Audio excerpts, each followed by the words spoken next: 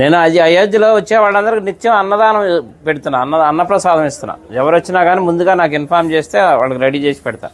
ప్రస్తుతం 1000 మంది పైన వస్తున్నారు. మన తెలుగు వాళ్ళకి భోజనం దొరకదు అక్కడ, అందుకని అందరికీ ఉచితంగా పెడుతున్నా. ఇంతకుముందు రాముల వారికి 5 వెండి ఇటుకలు ఇచ్చాను శంకుస్థాపనకి. మోడీ గారు శంకుస్థాపన చేశారు కదా, నా అదృష్టం బాగుండి ఆ ఇటుకలతోనే శంకుస్థాపన చేశారు. దాని మీద ఇప్పుడు గుడి తయారైంది.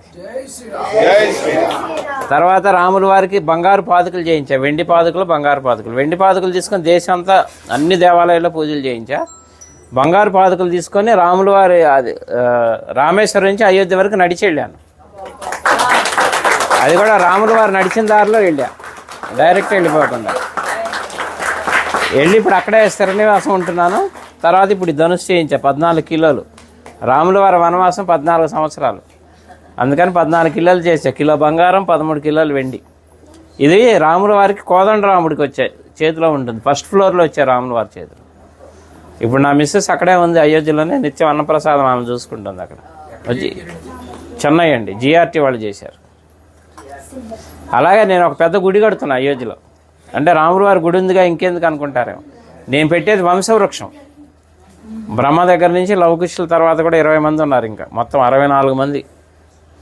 తర్వాత సీతమ్మ వారి వంశం, చంద్రవంశం, సూర్యవంశం, చంద్రవంశం, మొత్తం 450 విగ్రహాలు వస్తాయి.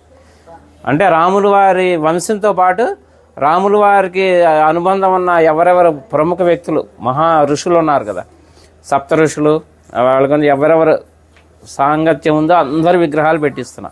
ఎందుకంటే మన ముందు తరాలు వాళ్ళకి తెలియాలి రాముల వారి వంశవృక్షం అంతా. అందుకని శాశ్వతంగా ఉండాలని పెద్ద స్థలం కూడా తీసుకున్నా, ఒక 5 ఎకరాలు అక్కడ పెడుతున్నాను. 5 సంవత్సరాల ప్రాజెక్ట్ అది, రెడీ చేస్తున్నా.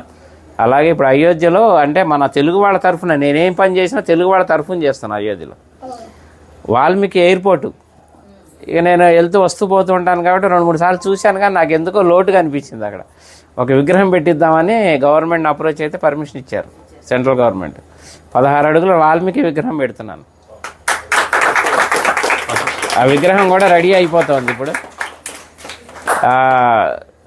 అది కూడా ఎవరన్నా సహకరించినా కానీ తీసుకుంటున్నా. ఎందుకంటే భక్తి నాకు ఒక్కడికే కావాలని కాదు, పుణ్యం అందులో అందరినీ భాగస్వాములు చేయాలి, ఎందుకంటే దైవ కార్యం. అందుకని ఎవరన్నా చేస్తే వీళ్ళు ఉన్న వాళ్ళు చేయొచ్చు. అనుగ్రహం మొదలుపెట్టాను, వర్క్ జరుగుతుంది ఫాస్ట్గానే. మార్చి ఏప్రిల్లో విగ్రహ ప్రతిష్టాపన అయోధ్యలో. అట్లా అన్ని కార్యక్రమాలు మీరు ఎవరు ఎప్పుడు వచ్చినా కానీ నాకు చక్కగా నాకు ఫోన్ చేస్తే ముందుగా అన్ని ఏర్పాట్లు చేస్తారు. రూములు కావాలన్నా అక్కడ 48 రూములు కూడా కట్టబోతున్నాను. వచ్చేవాళ్ళు ఇప్పుడు ఉన్నాయి, ప్రస్తుతానికి 4-5 ఆశ్రమాలు తీసుకున్నాను, మన హ్యాండ్ ఓవర్లో ఉన్నాయి. ఎవరు వచ్చినా అకామిడేషన్ అది ఏర్పాటు చేస్తారు అయోధ్యలో. నా నంబర్ కూడా నోట్ చేసుకోండి, 9550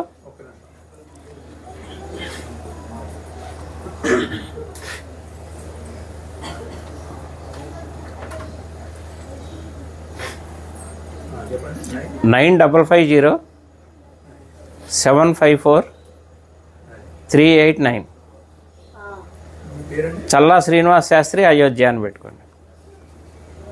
ఇంకా నేను ఉండబోయేది అక్కడే, హైదరాబాదే మాది కానీ మణికొండ, కానీ ప్రస్తుతం ఇంకా షిఫ్ట్ అయిపోయినాం అక్కడే ఉండి వచ్చే భక్తులకి సహాయం చేద్దామని అక్కడే ఉంటున్నాయి. ఇంకా రామ భక్తులకి సేవ చేసుకునే భాగ్యం ఇప్పించాడు రాముల వారు నాకు.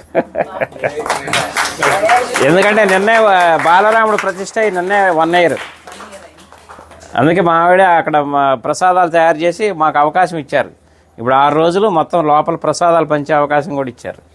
నిన్న మొదలైంది కార్యక్రమం, అందరికీ వినియోగిస్తున్నాం. 9550-754-389. చల్లా శ్రీనివాస్ శాస్త్రి అయోధ్య. ఓకేనా? ఎవరు ఏ టైంలో చేసినా కానీ నేను అందుబాటులో ఉంటాను.